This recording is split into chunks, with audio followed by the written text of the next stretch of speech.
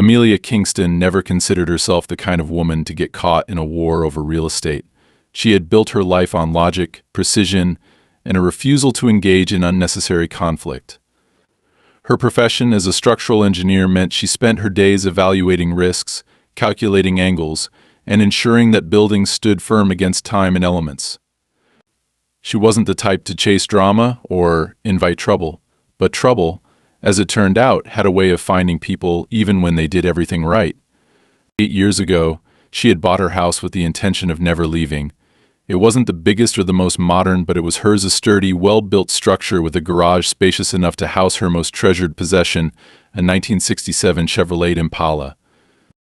The car wasn't just a vehicle, it was a project, a labor of love that she had worked on for years, restoring it piece by piece, sourcing original parts, and spending long nights in the garage covered in grease, but completely content.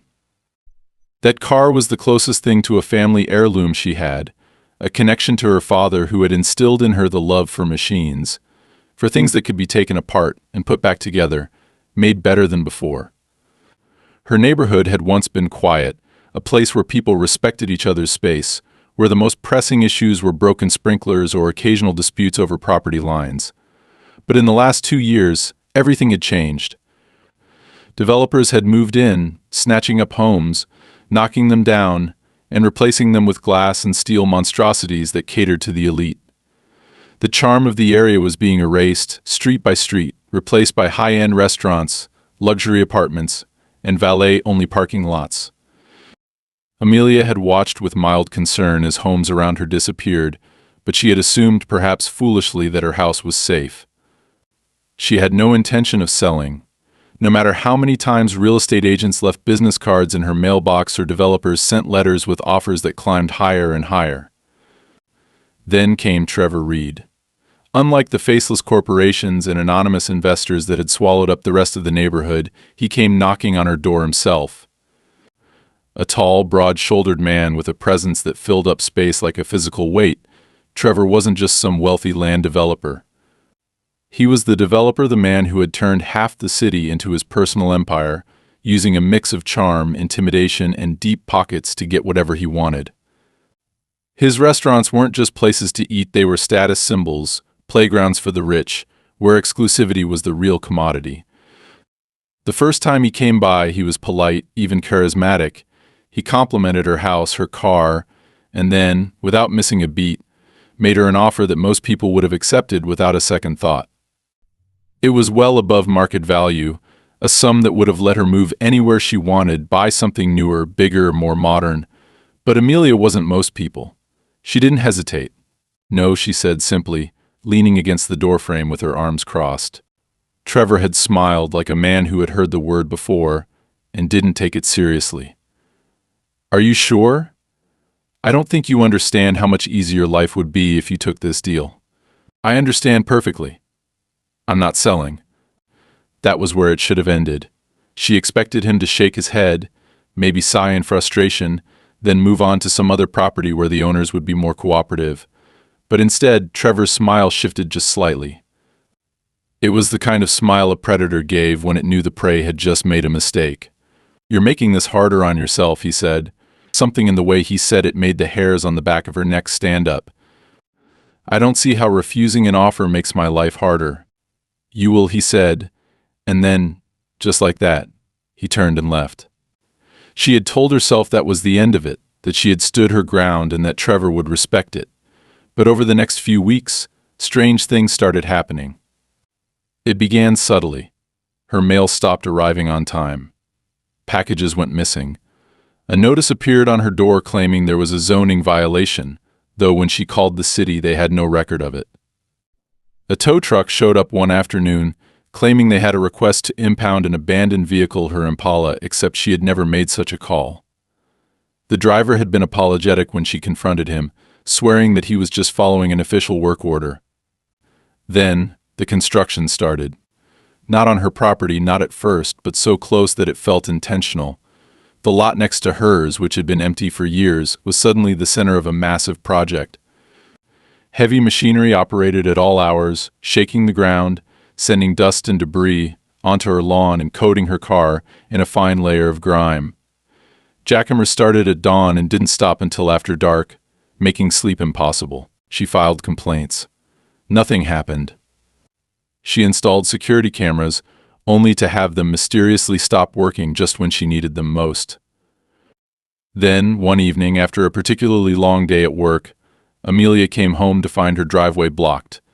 A black luxury SUV was parked there, and standing beside it, watching her with that same infuriatingly smug smile, was Trevor Reed. Evening, he said as she got out of her car, "You're on my property." He ignored that, gesturing around them. "Quite the mess, isn't it? Construction's a nasty business. Sometimes things get out of hand." She exhaled slowly, willing herself to stay calm. "What do you want, Trevor?" "I want to help you," he said smoothly. "You're stressed, you're tired, and you're fighting a battle you can't win. But I'm a reasonable man. I don't like seeing good people suffer over something that could be so simple to fix." She clenched her jaw. "Let me guess. The way to fix it is to sell." His smile widened. "Now you're getting it." She stepped closer, dropping the polite facade. "Listen to me carefully. This is my home. That car is my life's work. I don't care how much money you throw at me, or how many fake work orders you send, or how many zoning violations you fabricate. I'm not selling." Trevor studied her for a moment, then let out a quiet chuckle. "You're a tough one. I like that, but toughness only gets you so far." Something about the way he said it made her stomach tighten. That night, she barely slept. And the next morning, everything she thought she understood about the limits of greed and power was shattered. Because when she stepped outside, the roar of an engine filled the air, followed by the sickening crunch of metal being crushed under massive, unyielding force. She turned the corner just in time to see the bulldozer plowing through her garage. Her Impala, her most prized possession, was being flattened, its once sleek body crumpling like aluminum foil under the relentless treads of the machine. And standing there, watching with cold satisfaction, was Trevor Reed. The war had just begun. Amelia stood frozen, her mind struggling to process what she was seeing. The metallic groan of her 1967 Chevrolet Impala being crushed under the sheer weight of the bulldozer sent a sickening wave through her body. The once pristine vehicle, which she had spent years restoring with her own hands, was being reduced to nothing more than twisted metal and shattered glass. Every dent, every crumpled panel felt like a personal violation, a calculated act of destruction meant to send a message. Trevor Reed didn't just want to buy her out, he wanted to erase her presence entirely. The driver of the bulldozer showed no hesitation, his hands firm on the controls as the treads rolled over what was left of the garage, the engine roaring over the sound of wood splintering, bricks caving in, and Amelia's world being torn apart before her very eyes. Her instincts screamed at her to do something, to rush forward, to stop this nightmare before it could go any further. But before she could even take a step, a hand clamped onto her wrist, yanking her back with force. She twisted around to see one of Trevor's men, tall, broad, and dressed in a gray suit that didn't match the dirt and destruction surrounding them. His grip was tight, firm, practiced, as if he had done this sort of thing before. "Careful there," he said in a low, warning voice. "You don't want to get yourself hurt." Her pulse hammered against her ribs as she jerked her arm free.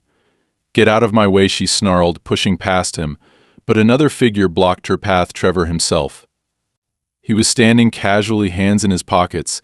That same damn smirk stretched across his face like this was all some minor inconvenience, not an act of open war.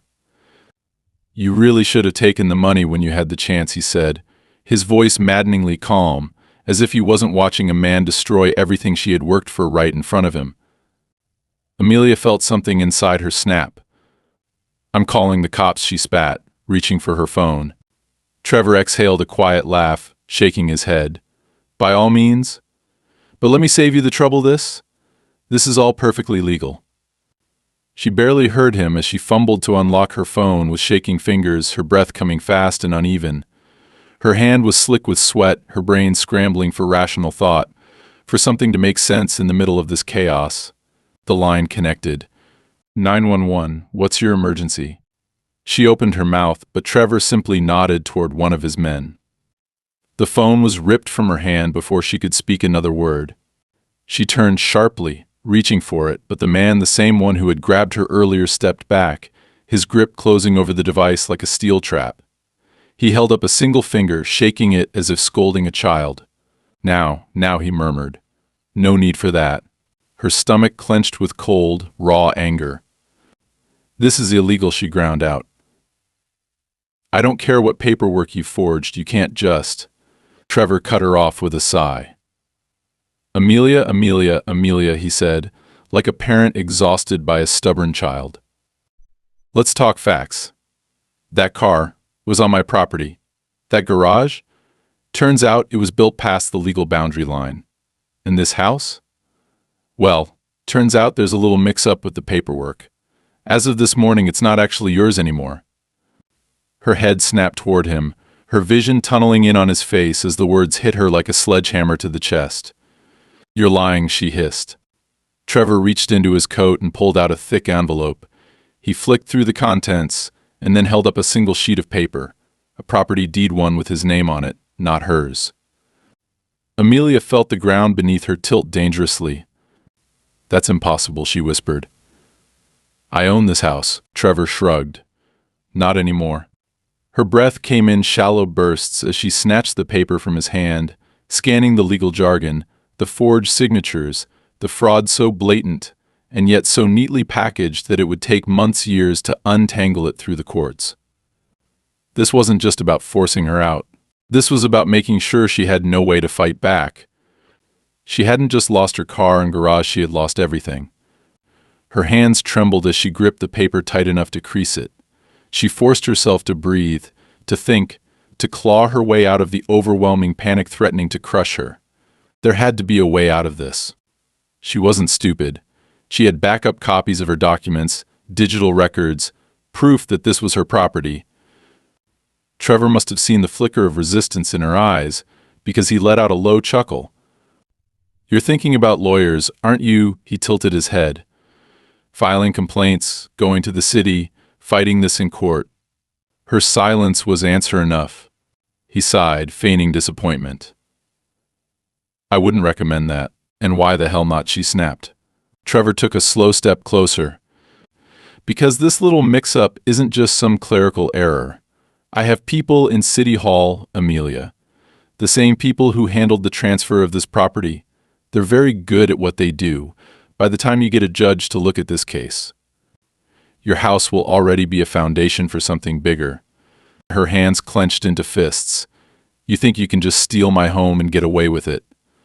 Trevor leaned in slightly, his voice dropping just for her. I don't think, he said, his tone smooth as silk. I know. She wanted to hit him, to wipe that smug look off his face, to tear through the bullshit and make him pay. But rage wouldn't save her. And he knew it. Trevor straightened, stretching his arms out as if this was all one big misunderstanding. Look, I'm not a monster. I'll make you a final offer. More money than before. Enough for you to start fresh somewhere else. She could barely breathe past the fury churning in her gut. He gestured toward the ruined remains of her garage, where smoke still curled from the wreckage. Or he added, voice light, you can keep fighting and see how much worse this gets. A sickening realization settled over her. This wasn't just a real estate deal gone bad. Trevor had planned this. He had stolen her house, erased her from the records, destroyed her car, and left her standing in the wreckage of her life, completely and utterly cornered. He didn't expect her to win. And that was his mistake. She forced her shoulders to relax, her breathing to steady. She let him believe she was beaten. Then she met his gaze, her expression cold, calculating. Go to hell, she said quietly. Trevor sighed, rubbing a hand along his jaw. Shame, he murmured, before nodding to his men. Escort her off my property. She didn't resist as they led her to the street, but as she walked away, her mind was already working. She would find a way to burn him to the ground. Amelia walked away from the ruins of her home with slow, measured steps, every muscle in her body coiled tight with rage she couldn't yet afford to unleash. Her 1967 Chevrolet Impala was nothing but crumpled metal and shattered glass, her garage reduced to splinters and dust, and now, according to a forged document with Trevor Reed's name on it, she no longer even owned her own house. Every logical part of her brain told her that this was an impossible situation, that real estate theft at this level shouldn't be something that could happen in plain sight, and yet it had. Trevor hadn't just destroyed her property, he had erased her from the system, stripped her of any legal foothold, and left her standing on the side of the road with nothing but the clothes on her back and the cold realization that she was completely alone in this fight.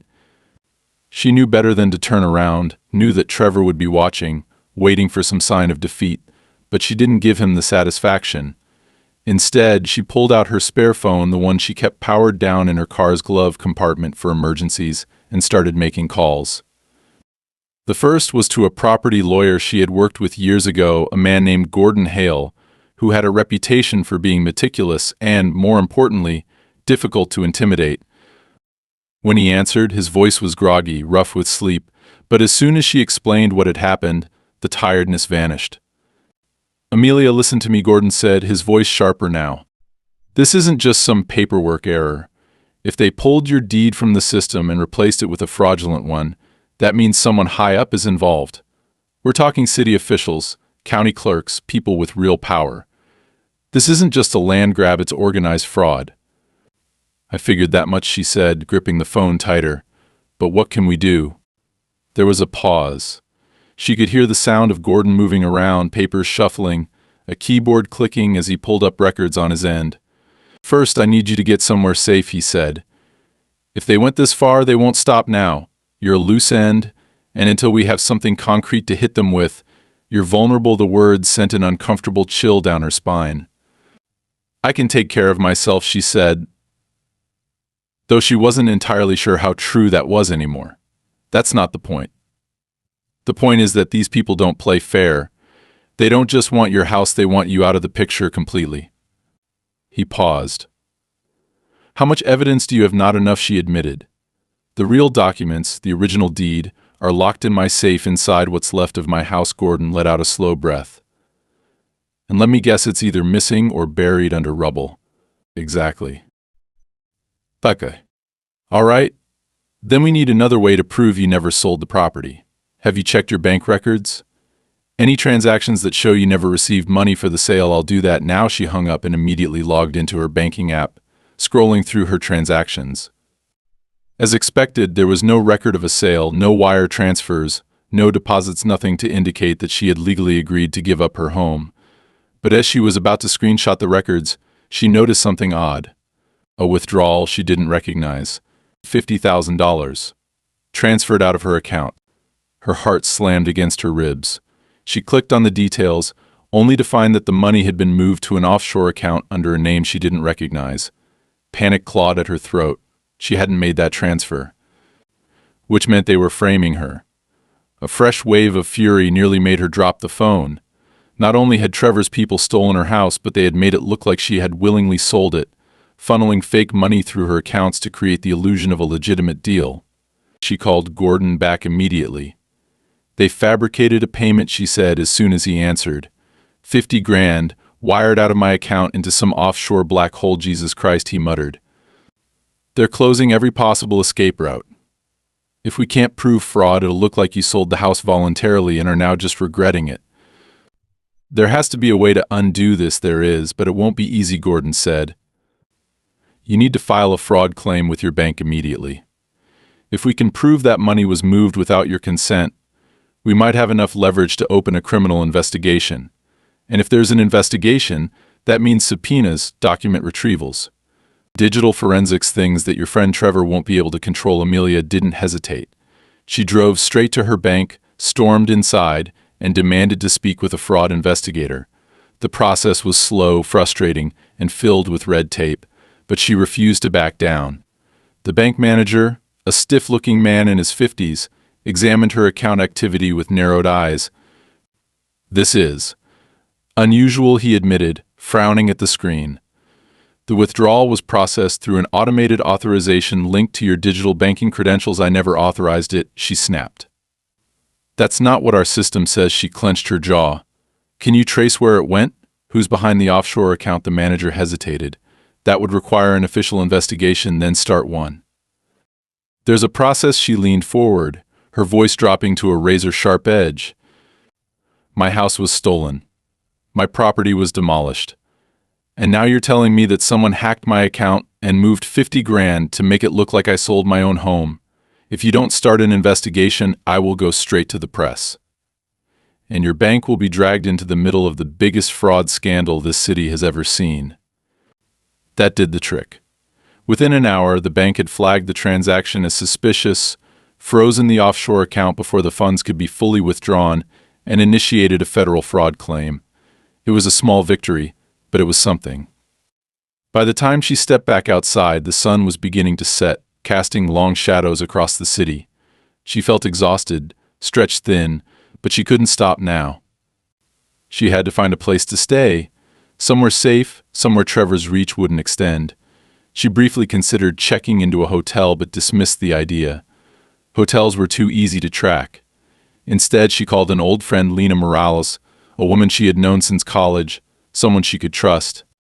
"I need a place to crash," Amelia said the moment Lena picked up. "And before you ask, yes, it's bad."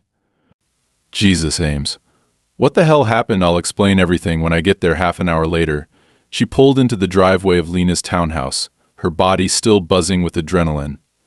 Lena greeted her with a worried expression and a bottle of whiskey. "Tell me everything," she said. And Amelia did. She laid it all out: the forged deed, the stolen money, the bulldozer, the systematic erasure of her existence. By the time she finished, Lena looked ready to commit murder. "That son of a bitch," she hissed. "So what's the plan?" Amelia took a slow breath. "The plan," she said, gripping her glass tightly, "is to make him regret ever coming after me." Amelia sat at Lena's kitchen table, staring at the laptop screen, her fingers gripping the edges of the keyboard so tightly that her knuckles ached. The bank's fraud investigation was underway, but she knew that process would take weeks, maybe months, and she didn't have that kind of time. Trevor had planned this meticulously, covering every legal loophole, ensuring that every avenue of recourse would be slow, exhausting, and ultimately useless. He hadn't just stolen her house, he had locked her in a bureaucratic nightmare, where even proving the fraud would require more time and resources than most people could afford. But Amelia wasn't most people. Lena sat across from her, arms crossed, her expression dark with fury. "I still don't understand how the hell this is even possible," she muttered. "You own the damn house. You've paid taxes on it. You've lived there for years. How does someone just erase you?" Amelia exhaled sharply, forcing herself to focus. "Because the system lets them. Real estate fraud isn't about breaking the law, it's about exploiting it. If you have the right people on the inside, you can push through fraudulent transactions before anyone even notices. By the time the paperwork catches up, the damage is done." Lena's fingers drummed against the table. "So what's the next move? You're not seriously just waiting for the bank to figure it out, are you?" Amelia shook her head. "No. If I wait, I lose. Trevor knows that. He's counting on me getting tangled up in legal red tape while he finishes whatever project he's using my land for. If I don't act now, my house will be gone, my land will be paved over, and I'll be left trying to fight a battle that's already lost." Lena narrowed her eyes. "And how exactly do you plan to stop that?" Amelia's gaze flicked toward the stack of documents she had spread across the table, printed copies of city permits, construction approvals, tax records. "I need to know what he's building. If I can prove that his permits are fraudulent, I can shut everything down before it's too late." Lena let out a low whistle. "That's a hell of a long shot. It's the only shot I have." She spent the next several hours digging through everything she could find. Trevor's projects were everywhere: restaurants, luxury apartment complexes, private clubs, each one carefully shielded behind layers of shell companies and legal loopholes. But it wasn't until she pulled up the newest permits filed with the city that she found what she was looking for. Her land wasn't being turned into another restaurant or luxury condo. It was being converted into a private members-only parking structure for Trevor's newest high-end club, designed for the city's wealthiest elite. Amelia stared at the documents, bile rising in her throat. He hadn't even needed her house. He had destroyed everything she owned for a goddamn parking lot. Lena looked over her shoulder, reading the same lines, her lips curling in disgust. "You've got to be kidding me," she said. "He leveled your home for this." Amelia's jaw clenched, and he didn't even try to hide it. The construction plans were pushed through with expedited approval, no environmental review, no public hearing, nothing. Lena's brows furrowed. That's not normal, right? Not unless you're bribing the right people. Lena exhaled sharply. Okay, so we have proof that this project exists, but how does that help us? Amelia scrolled further, her eyes narrowing. Because this isn't just about fraud. The zoning for that lot doesn't allow commercial structures of this size. If I can prove that Trevor lied on his application to get it approved, I can shut the whole thing down. Lena sat back, whistling. Damn, that's actually brilliant. Amelia stood, already grabbing her jacket. I need to get to City Hall. Lena frowned. Now? It's the middle of the night. Exactly. I need to be there the second the office opens.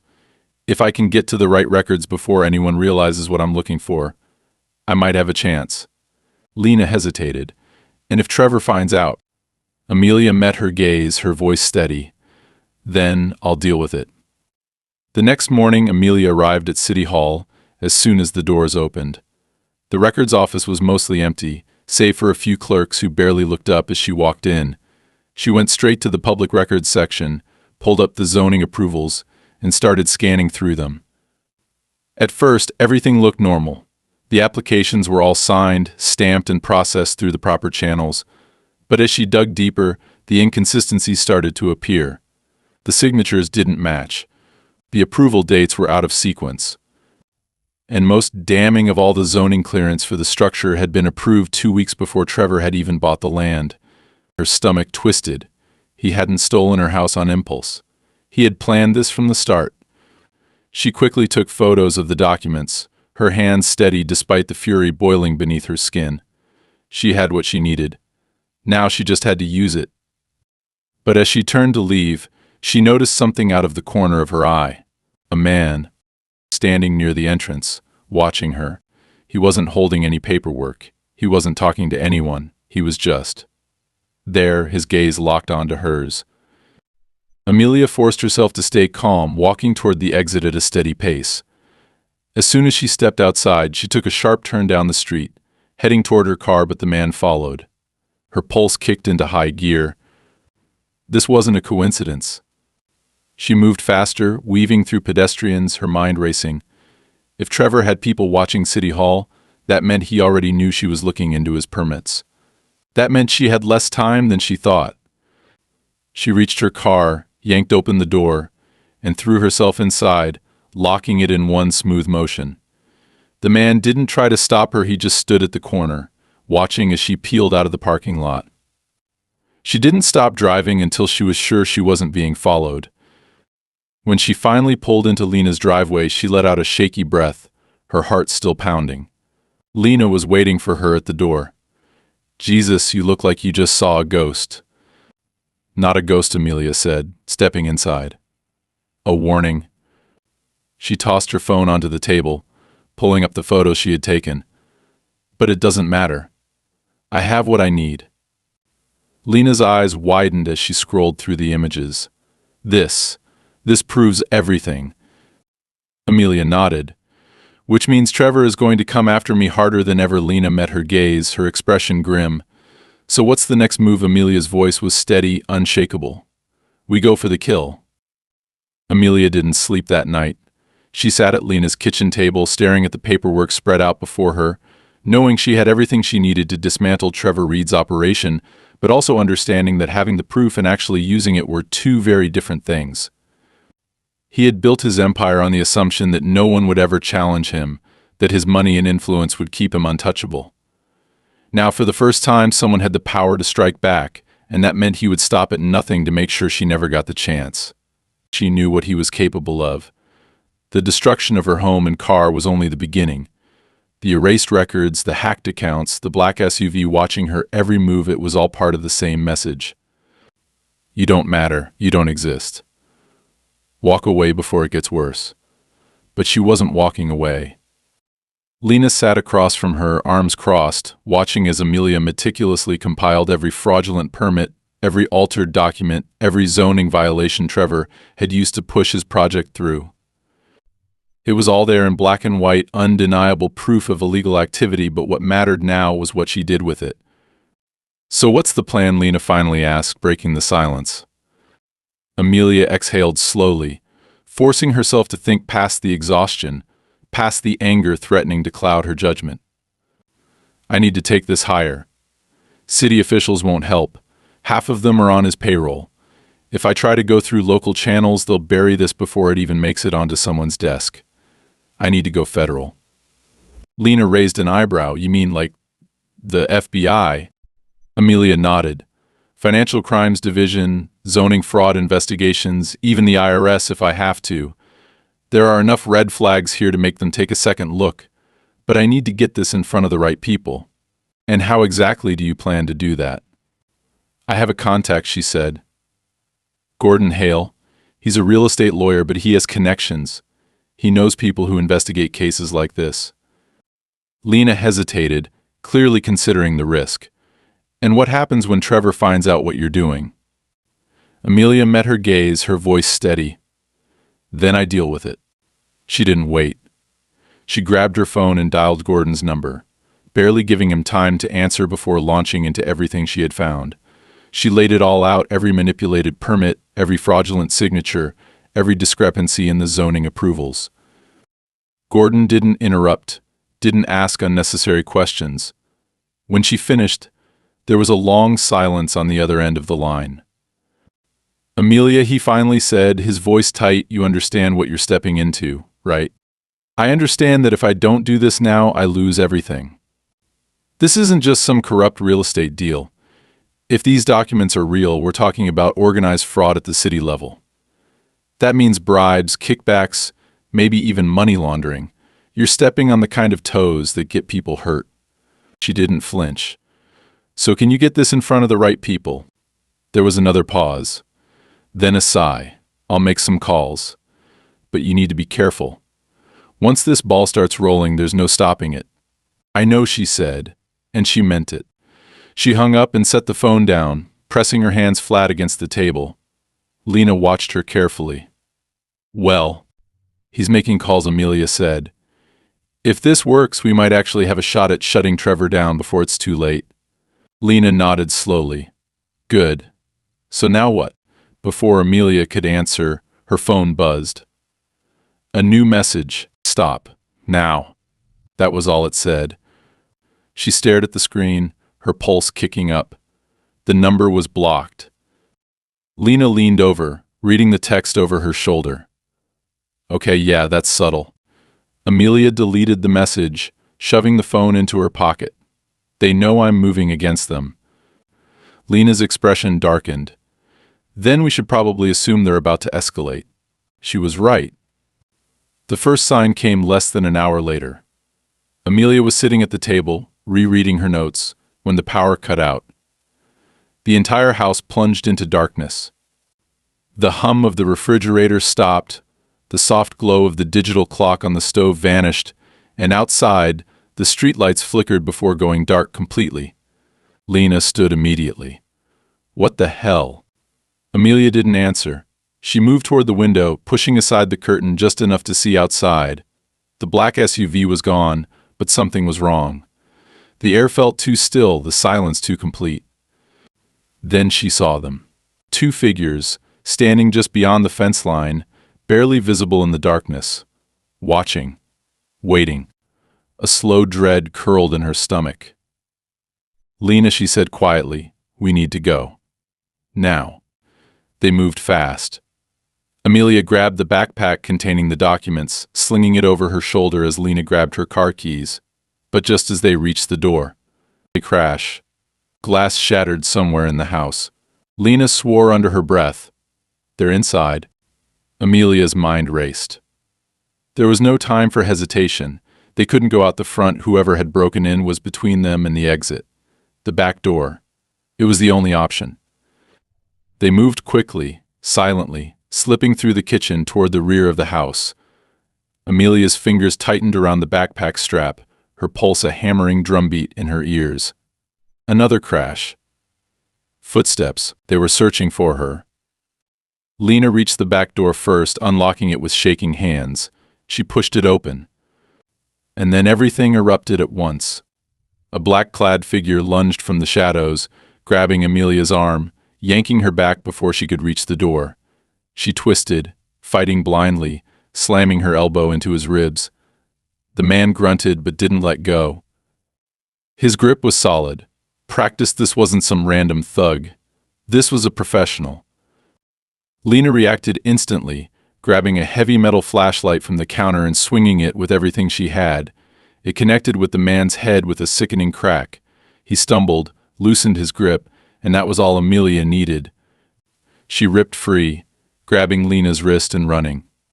They didn't stop until they reached the car. Lena fumbled with the keys, hands shaking as she started the engine. Headlights flared to life just as the front door of the house burst open and more figures spilled onto the porch. "Go," Amelia hissed. Lena didn't hesitate. She slammed her foot on the gas, the tires screeching against the pavement as they sped away. Neither of them spoke for a long time. The city blurred past them, neon lights flickering through the windshield. Amelia's hands were still white-knuckled around the backpack, her breath uneven. Lena finally broke the silence. "That wasn't a warning," she said quietly. "That was a message." Amelia swallowed hard. She knew what had just happened. Trevor had made his move, which meant it was time for her to make hers. She pulled out her burner phone and dialed Gordon again. "When you talk to your federal contacts," she said, her voice steady despite the adrenaline still surging through her veins, "tell them to move fast because this war had just gone nuclear." Amelia sat in the dimly lit motel room, her back pressed against the cold wooden chair, her fingers gripping the edge of the table as she listened to the rhythmic buzzing of the burner phone in her hand. She had been waiting for this call for hours, and when Gordon's voice finally came through, low and urgent, she felt the weight of everything pressing down on her chest. "It's happening," he said without preamble. "The feds are moving in." She exhaled slowly, steadying herself. "How soon?" "Within the next 48 hours. They're pulling records, lining up warrants, but it's delicate. Someone high up is covering for Trevor, and they're trying to stall the process. If we push too hard, the evidence could disappear before they get there." Amelia clenched her jaw, her mind racing. "That means I need to make sure it doesn't disappear." There was a pause. "Amelia, don't do anything stupid." "I don't have a choice," she said. "If I sit back and wait, Trevor will clean house before the feds can even get to him. I need to keep the pressure on." Gordon sighed, but he didn't argue. "Just don't get yourself killed." She ended the call and stood, her pulse thrumming in her ears. Lena was sitting on the bed, arms crossed, watching her carefully. "I don't like that look," she said. Amelia grabbed her jacket and slung the backpack over her shoulder. "I need to get into his construction site." Lena's eyes widened. "Are you out of your goddamn mind? I need proof that they're actively trying to destroy evidence. If the feds see that, they'll have no choice but to move faster." Lena stood, shaking her head. "No, you're not doing this alone." "I wasn't planning to." Lena stared at her for a long moment before nodding. "Then let's go." They drove in silence, the weight of what they were about to do settling in their bones. The construction site that had once been Amelia's home was surrounded by high fencing, security cameras perched at the corners, and a few guards posted near the entrance. It was nearly midnight, the city quiet, but places like this never really slept. The project was moving at a breakneck pace, and Amelia knew why Trevor was racing against the clock, trying to bury the last traces of his fraud before the authorities could get to him. They parked a few blocks away, moving carefully through the shadows as they approached the perimeter. Amelia had spent years reading blueprints, understanding structures, and she knew exactly where the weak spots in a site like this would be. They found an area where the fencing was looser, slipping through without making a sound. The ground was uneven, piles of rubble and dirt scattered across the lot, heavy machinery looming like metal giants under the floodlights. Amelia crouched low, motioning for Lena to follow as they moved deeper inside. "What exactly are we looking for?" Lena whispered. Anything that proves they're actively covering up fraud, Amelia murmured back. Documents, digital records, even just signs of them destroying evidence. They kept moving, the sound of distant voices and machinery masking their footsteps. Then, as they turned a corner near what had once been her backyard, Amelia froze. A bonfire blazed in the center of the site. And in that fire, stacks of documents, file boxes, shredded paper being tossed into the flames by men in work gear. Her stomach turned. Trevor wasn't just cleaning house, he was erasing everything. Lena let out a quiet curse. Well, that's about as obvious as it gets. Amelia pulled out her phone, quickly snapping photos. She needed proof before it was too late. Then she heard it. Footsteps. Fast. Getting closer. Shit, Lena hissed. We need to move. Amelia shoved her phone into her pocket and turned, but it was too late. A flashlight beam cut through the darkness, hitting them square in the face. Who the hell? Before the guard could finish his sentence, Lena moved. She lunged forward, slamming her elbow into his throat, grabbing his radio and tossing it into the dirt before he could call for backup. The man gasped, stumbling, but Amelia didn't wait to see if he recovered. Go, she hissed. They sprinted toward the far side of the site, weaving between equipment and debris, the sound of shouting now breaking the night air behind them. More men were coming. Amelia could hear their footsteps pounding against the dirt, could feel the weight of everything closing in. Then she saw a stack of metal pipes near an unfinished section of the lot. Without thinking, she grabbed the nearest one and swung hard as a second guard rounded the corner. The impact cracked against his ribs, sending him crashing into the dirt. Keep moving, Lena shouted. They reached the fence, climbing it as more men swarmed toward them. Amelia hit the ground hard on the other side, rolling to absorb the impact before yanking Lena down beside her. Then they ran. They didn't stop until they reached the car, breathless, adrenaline still coursing through their veins. Amelia's hands were shaking as she pulled out her phone, looking at the photos she had taken. We got it, she whispered. Lena exhaled sharply. Yeah, but now they know we're coming for them. Amelia met her gaze. Could she hit send, forwarding the photos to Gordon, to the federal contacts, to every agency that needed to see them? Within minutes, her phone lit up with responses. And then, finally, the message she had been waiting for. We're moving in. Now Trevor Reed's empire was about to fall. Amelia sat in the small cafe, fingers wrapped around a cup of coffee that had long since gone cold, her mind racing despite the exhaustion weighing down on her. The past 48 hours had been a whirlwind of chaos, but now, for the first time since this nightmare had begun, she felt something she hadn't dared to hope for, momentum shifting in her favor. The federal investigators had moved faster than expected.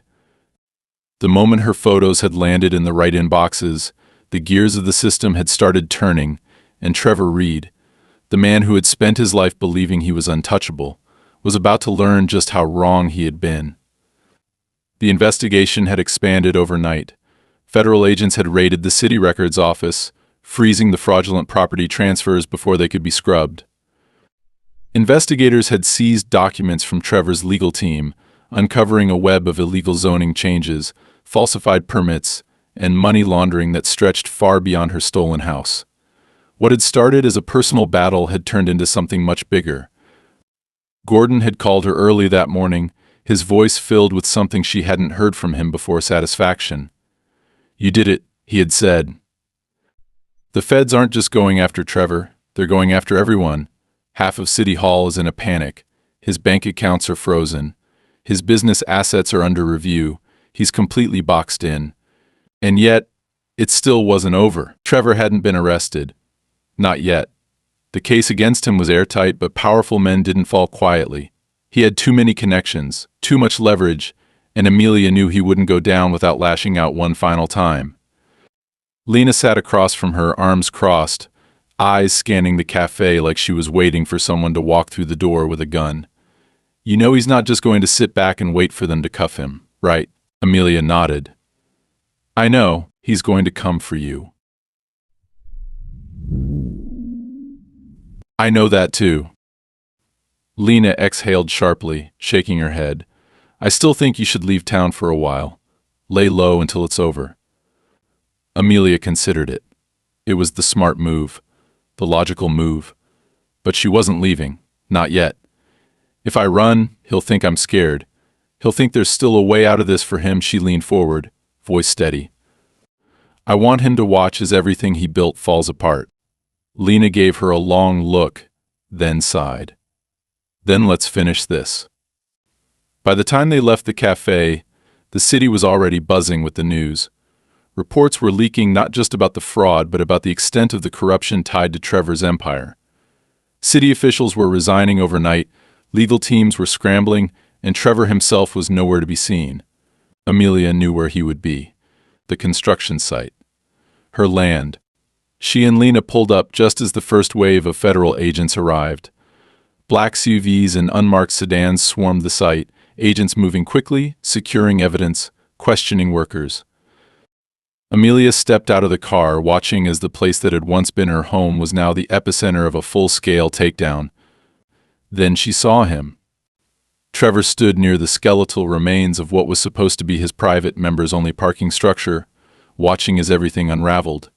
His suit was immaculate, his posture controlled, but his jaw was tight, his hands clenched at his sides.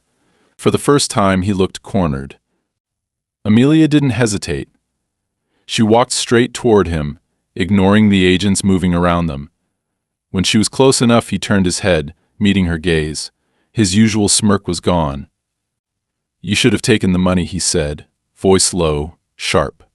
She tilted her head. You should have picked an easier target. His nostrils flared, but he didn't look away. You think this is over. Oh, I know it is, she gestured around them. At the agents combing through his site, at the paperwork being seized, at the city officials being escorted into cars for questioning. They have everything. Trevor. Fraud, bribery, money laundering. You're finished. His lips curled in something almost like amusement. You think I'm just going to prison? She crossed her arms. I think that by the time they're done with you, you'll wish you were just going to prison. He exhaled slowly, then took a step closer. His voice dropped lower just for her. You've made some dangerous enemies, Amelia. She didn't flinch. So have you. He studied her for a long moment. Then he smiled. Not his usual smug, controlled smirk. This one was something else. Tired, defeated, almost impressed. He took a step back. I guess we'll see who survives this. Moments later, agents surrounded him. He didn't resist, he didn't fight. He let them lead him away, but just before they put him in the car, he turned his head, giving her one last look. Then he was gone. Amelia stood there for a long time, breathing in the sharp air, feeling the weight of everything settle over her. It was done. The house was gone. The car was gone. Everything she had built had been reduced to rubble. But she was still here. And for the first time in weeks, she felt free. Lena walked up beside her, hands in her pockets. So, what now? Amelia exhaled. I rebuild. Lena smirked. Gonna buy another Impala? A small smile tugged at Amelia's lips. Yeah, she said, nodding. I think I will. And with that, she turned, walking away from the wreckage, ready to start over.